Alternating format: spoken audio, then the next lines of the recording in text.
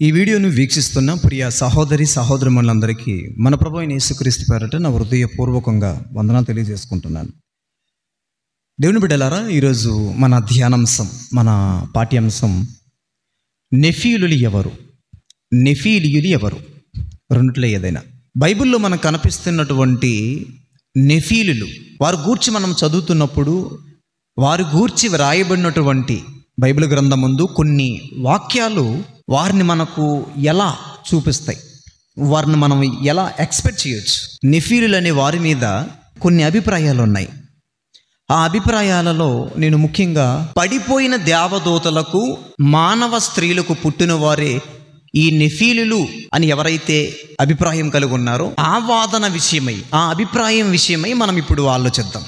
నెఫీలులు మనకి ఎక్కడ కనిపిస్తారు చూస్తే, ప్రారంభముగా మనకి ఆదికాండము 6వ అధ్యాయము 4వ వచనం. ఆ దినములలో నెఫీలులను వారు భూమి మీద ఉండిరి, తరువాతను ఉండిరి. ఆ దినములలో నెఫీలులు భూమి మీద ఉండిరి. ఏ దినములలో ఉండిరి? ఏ కాలములో ఉండిరి అంటే గమనించండి బాగా. నెఫీలులు నోవహు కాలంలో ఉన్నారు.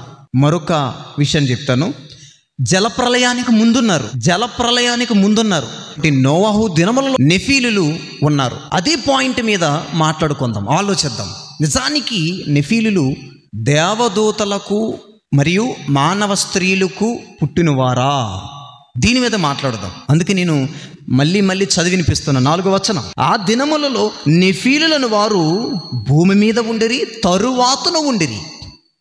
జలప్రలయానికి ముందున్నారు, జలప్రలయం తరువాత ఉన్నారు. దీని మీద మనం మాట్లాడుకుందాం. అయితే నెఫీలులు అంటే వారు ఎంత ఎత్తుగా ఉంటారో, వారు ఎంత భారీగా ఉంటారో, వారిని చూడాలంటే ఎలా చూడాలి, మనం ఎలా చూడాలి వారిని చూడాలంటే? అంత ఎత్తరలు. ఒక మాటలో చెప్పాలంటే వీరు మనుషులేనా? నిజానికి వీరు మనుషులేనా? ఇలాంటి వారు మనుషులకు కూడా పుడతారా? ఇంత భారీ ఎత్తరలు మనుషులకు పుడతారా? ఇది సాధ్యమేనా? అటువంటి సందేహాల మధ్య క్రైస్తవ సమాజంలో నిజంగా మనుషులకు పుట్టరు వీరు. ఎంత ఎత్తరలు మనుషులైతే ఆ నెఫీలుల దగ్గర, మనం ఎవరి గురించి అయితే మాట్లాడుకుంటున్నామో నెఫీలుల జాతి దగ్గర మనుషులను పెడితే, సామాన్యమైన మనిషి నిలబడితే మిడతల వలె కనిపిస్తాడు, మిడతలా ఉంటాడు. అప్పుడు మనుషులకు సహజంగా ఏ సందేహం వచ్చేస్తుంది? ఖచ్చితంగా నెఫీలుడు మానవ జాతికి చెందినడు కాదు అని డౌట్ వచ్చేస్తుంది. రాక్షసుడిలా కనిపిస్తాడు అప్పుడు నెఫీలుడు సాధారణంగా మనకైతే. కనుక ఇలాంటి ఆలోచనలతో సమాజంలో ఒక అభిప్రాయాన్ని తయారు చేశారు, అనుకున్నారంతే క్రైస్తవ పెద్దలు కొందరు. ఆదికాండం 6వ అధ్యాయం 1వ వచనము నుండి సుమారుగా మనం 6వ వచనం వరకు చూస్తే అక్కడ దేవుడు కుమారులని కనిపిస్తున్నారే. అక్కడ దేవుడు కుమారులు అనబడిన వారు మనుషులు కాదు, పడిపోయిన దేవదూతలు. ఆ దేవదూతలకు మానవ స్త్రీలకు పుట్టినవారు ఈ నెఫీలులని ఒకటి తయారు చేశారు. అనుకున్నారు. గమనించండి, అక్కడ దేవుడు కుమారులంటే ఏంటి? అక్కడ దేవుడు కుమారులంటే ఎవరు? నరులు కుమార్తెలంటే ఎవరు? దాని గురించి కూడా మాట్లాడే ప్రయత్నం చేద్దాం. అయితే ఇప్పుడు ప్రస్తుతానికి మనం గమనించాలి, నెఫీలులు ఎవరి కాలంలో ఉన్నారు. మనం మ్యాటర్లోనికి వెళ్ళిపోతున్నాం, ఆలోచించడానికి ముందుకు వెళ్ళిపోతున్నాం. నెఫీలులు ఎవరి కాలంలో ఉన్నారు? నోవాహు కాలములలో ఉన్నారు. ఎందరిని ఇప్పుడు అడుగుతున్నాను నేను, మనం ఆలోచించాలి అని అడుగుతున్నాను నేను, మీరు ఖచ్చితంగా ఆలోచించాలంటున్నాను నేను. జలప్రలయముతో లేదా జలప్రలయములో ఆనాడు లోకం, నోవాహు కాలంలో లోకం మొత్తం అంతమైపోయిందా లేదా? అంతమైపోయింది. జలప్రలయముతో నెఫీలులు జాతి వారు కూడా అంతమైపోవాలి. ఖచ్చితంగా అంతమైపోతారు, అంతమైపోయారు కూడా నెఫీలులు. మనం ఎవరి గురించి అయితే నెఫీలుల గురించి మాట్లాడుకుంటున్నామో ఆ నెఫీలులు జలప్రలయముతో అంతమైపోయారు. మరి ఎవరు మిగిలారు? ఎవరు రక్షింపబడ్డారు? రక్షణ వాడలోనికి ఎవరు వెళ్ళారంటే మనకు తెలుసు. నోవాహు, తమ కోడళ్ళు, తమ కుమారులు, తమ భార్య, 8 మంది కదా రక్షింపబడ్డారు. వారు నెఫీలులా? కాదు కదా, నెఫీలులు కాదు కదా వాళ్ళు. అయితే జలప్రలయము తరువాత కూడా నెఫీలులు ఉన్నారు. జలప్రలయము తరువాత కూడా నెఫీలులు ఉన్నారు. మనకు 6వ అధ్యాయం 4వ వచనంలో ఏముంది ఒకసారి చూద్దాం. 6వ అధ్యాయము 4వ వచనం ఆదికాండం. ఆ దినములలో నెఫీలులను వారు భూమి మీద ఉండిరి, తరువాతను ఉండిరి. ఏ తరువాత ఉండిరి? జలప్రలయం తరువాత కూడా ఉన్నారు. మీరు చూపించగలరా ఉన్నట్లు? చూద్దాం. సంఖ్యాకాండం 13వ అధ్యాయం చివరి 32, 33 వచనాలు చదువుదాం. మరియు వారు తాము సంచరించి చూసిన దేశమును గూర్చి ఇశ్రాయేలులతో చెడ్డ సమాచారము చెప్పి, మేము సంచరించి చూసిన దేశము తన నివాసులను భక్షించు దేశము, దానిలో గమనించాలి, దానిలో మాకు కనబడిన జనులందరూ ఉన్నత దేహులు. ఇప్పుడు మనం జాగ్రత్తగా 33వ వచనాన్ని చదవదాం. 33. అక్కడ నెఫీలీయుల సంబంధులైన అనాకు వంశపు నెఫీలీయులను చూసితిమి. నెఫీలీయులను చూసితిమి. చూచి మా దృష్టికి మేము మిడతల వలె ఉంటిమి, వారి దృష్టికి అట్లే మిడతల వల ఉంటిమి అనిరి. నెఫీలీయులను ఇశ్రాయేలు చూడడం ఏంటి? అది మోసే కాలంలో చూడడం ఏంటి? జలప్రలయములో నెఫీలీలు అంతమైపోయారు కదా, వారు ఆ జాతి అంతమైపోయింది కదా. మరి ఇశ్రాయేలీయులు క్రీస్తు పూర్వం సుమారు 14వ శతాబ్దం అంటున్నాను, సుమారు మోసే గారి కాలం అంటున్నాను, ఎన్ని వేల సంవత్సరాల తరువాత, జలప్రలయం తరువాత ఇశ్రాయేలీయులే సాక్ష్యం ఇస్తున్నారు. ఇశ్రాయేలీయులకు దేవుడు ఏ భూభాగమైతే ఇవ్వాలని అన్నాడో, పాలు తేనెలు ప్రవహించే భూభాగం, కనాను ల్యాండ్, స్వతంత్రించుకోబోతున్నటువంటి సమయంలో మోసే గారు అక్కడ ఉన్నటువంటి పరిస్థితులను చూసుకుని రండి, దేవుడు మనకి ఇవ్వబోతున్నటువంటి ల్యాండ్ ఎలా ఉంది చూడండి అని పంపించాడు. మన మోసే గారు కొందరిని పంపించాడు, వేగుల వారిని చూసుకుని రమ్మని. వీరు వెళ్ళి చూసేటప్పటికీ ఆ భూభాగంలో నివసిస్తున్న వారు భారీ ఎత్తరులు, ఉన్నత దేహులు. వారి దగ్గర ఆ దేశాన్ని చూడడానికి వెళ్ళినటువంటి ఇశ్రాయేలీయులు అనాకు వంశపు ఆ నెఫీలీయుల దగ్గర మిడతల వలె ఉన్నారంట. అంటే ఆ నెఫీలీయుల జాతికి చెందినటువంటి అనాకు వంశపు వారు ఎంత ఎత్తరలుగా ఉన్నారో గమనించండి. మరి వీరు ఎక్కడి నుండి వచ్చారు గమనించండి. జలప్రలయముతో అంతమైపోయినటువంటి నెఫీలీయుల జాతి ఎక్కడి నుండి వచ్చింది? నెఫీల్ లాంటి వారు ఎక్కడి నుండి వచ్చారు? వీరు కూడా దేవదూతలకే పుట్టారా? గమనించండి. ఆదికాండం 6వ అధ్యాయంలో మనం అనుకున్నట్లుగా దేవదూతలకే పుడితే, మరి మోసే కాలంలో ఉన్నటువంటి నెఫీలీయుల జాతికి చెందినటువంటి అనాకు వంశపు నెఫీలీయులు ఎక్కడి నుండి వచ్చారు? ఏ దేవతలకు పుట్టారు? అయితే దేవుని బిడ్డలారా, ఇది ఒక ప్రశ్న మనం ఆలోచించటానికి. అయితే మనకి పాత నిబంధనలో నెఫీలీయులు జాతికి చెందినటువంటి వారు గూర్చి 4 రకాలుగా బైబిల్లో మనం చూడగలం. 4 జాతులుగా పిలవబడినట్లుగా మనం చూడగలం. ఓకేనా? చూద్దాం ఒకసారి. ద్వితీయోపదేశకాండము 2వ అధ్యాయము ఒకసారి మనం 10, 11 చూద్దాం. ఫస్ట్ 10, 11. పూర్వకాలమున ఏమీలను వారు ఆరు దేశంలో నివసించిరి. వారు అనాకీల వలె ఉన్నత దేహులు. ఏమీలనే వారు అనాకీల వలె ఉన్నత దేహులు, భారీ ఎత్తరలు, నెఫీలీయుల జాతి లాంటి వారు, బలవంతులైన బహుజనులు. వారును అనాకీల వలె రెఫాయిములుగా ఎంచబడిన వారు. 11వ వచనం. మోయాబీలు వారికి ఏమీయులని పేరు పెట్టిరి. మోయాబీలు కాలంలోనూ కూడా నెఫీలీయుల జాతికి చెందినటువంటి వారు ఉన్నారు. ఏ ల్యాండ్లో బ్రతికేవారు తెలుసా? ఈ రోజు ఉన్నటువంటి జోర్డాన్ ఏదైతే ఉన్నదో, ఆ రోజుల్లో 6 దేశం, అది మోయాబీల దేశం. దేవుడు మోయాబీలకు ఈ భూభాగం ఇవ్వక మునుపు, 6 దేశమని ఈ భూభాగం ఇవ్వక మునుపు, ఆ భూభాగంలో ఉన్నత దేహులైన ఏమీయులు జీవించేవారు, నివసించేవారు. దేవుడు వారిని వెళ్ళగొట్టి మోయాబీలుగా ల్యాండ్ ఇచ్చాడు. మోయాబీలు ఆ ఉన్నత దేహదారుఢ్యము కలిగినటువంటి నెఫీలీయుల జాతికి చెందినటువంటి వారిని ఏమీయులు అని పిలిచేవారు. ఓకే. నెక్స్ట్ సోదర జనాంగం ఉంది. మోయాబీలకు సోదర జనాంగం మీరు చెప్పండి. మోయాబు ఎవడు? లోతు కుమారుడు. అమ్మోనీయులు ఎవరు? చూద్దాం ఒకసారి. 20, ఇది 2వ అధ్యాయము 20వ వచనం. అదియు రెఫాయియుల దేశమని ఎంచబడుచున్నది. పూర్వమందు రెఫాయియుల అందులో నివసించరి. అమ్మోనీయులు వారిని జంజుమీయులు. అంటే మోయాబీలేమో ఉన్నత దేహం కలిగినటువంటి నెఫీల్ లాంటి వారిని ఏమీలు అనేవారు. తన సోదర జనాంగం అమ్మోనీయులు వారిని ఏమని పిలిచేవారంటే జంజుమీయులు అని పిలిచేవారు. గమనించండి. ఈ జంజుమీలు కావచ్చు, ఏమీలు కావచ్చు, వీరు ఎలా ఉంటారంటే రెఫాయిల్లాగా ఉంటారంట, అనాకీల వలె ఉంటారంట. అంటే 4 జాతులుగా 4 పేర్లతో పిలిచినట్లు మనకు కనిపిస్తుంది అక్కడ. అనాకీయులు కావచ్చు, రెఫాయిలు కావచ్చు, తర్వాత ఏమీయులు కావచ్చు, జంజుమీయులు కావచ్చు, నెఫీలు కావచ్చు. మనకు ఎవరు గుర్తుకు రావాలంటే గొలియాతు లాంటి వారు, లేదా గొలియాతు ఆ జాతికి చెందినోడు అనుకోవాలి. మనం గొలియాతు ఆ జాతికి చెందినోడులా మనం ఎక్స్పెక్ట్ చేయాలి. ఒకసారి గొలియాతును చూసి దేశమే భయపడింది. అంటే గొలియాతు ఎంత బలఢ్యుడో, ఎలాంటి దేహ దారుఢ్యం కలిగి ఉన్నవాడో ఒకసారి ఎక్స్పెక్ట్ చేయండి.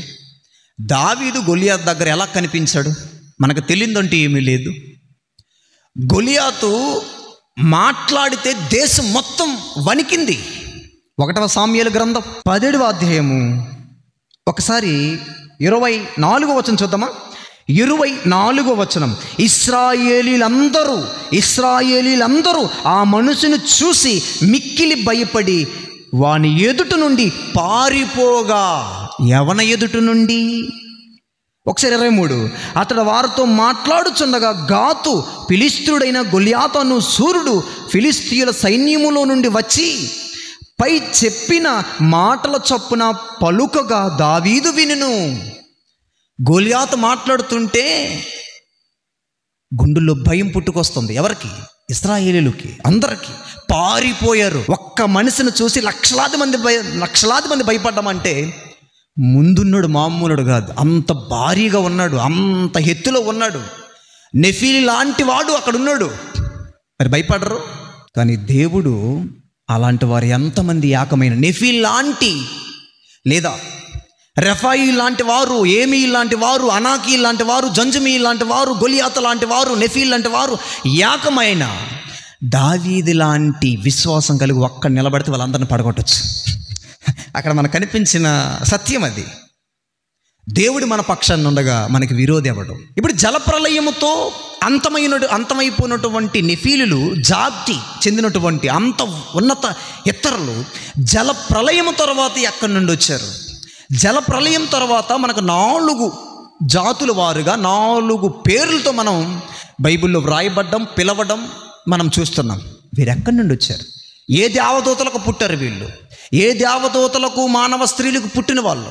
గమనించండి, సత్యవేద గ్రంథమైన 66 గ్రంథాల సముదాయమైన ఈ గ్రంథరాజ్యములో, ఏ అధ్యాయములో, ఏ వాక్యములో, ఏ వచనములో, ఏ గ్రంథములో, ఏ పత్రికలో, ఏ సువార్తలో దేవదూతలకు, మానవ స్త్రీలకు ఒక జంజుమీయులు, ఒక గొలియాతు లాంటి వాడు, ఒక ఏమీయులు, రెఫాయిలు, అనాకీయులు పుట్టారో ఒక్క రిఫరెన్స్, ఒక్క వాక్యమైన దొరుకుతుందా?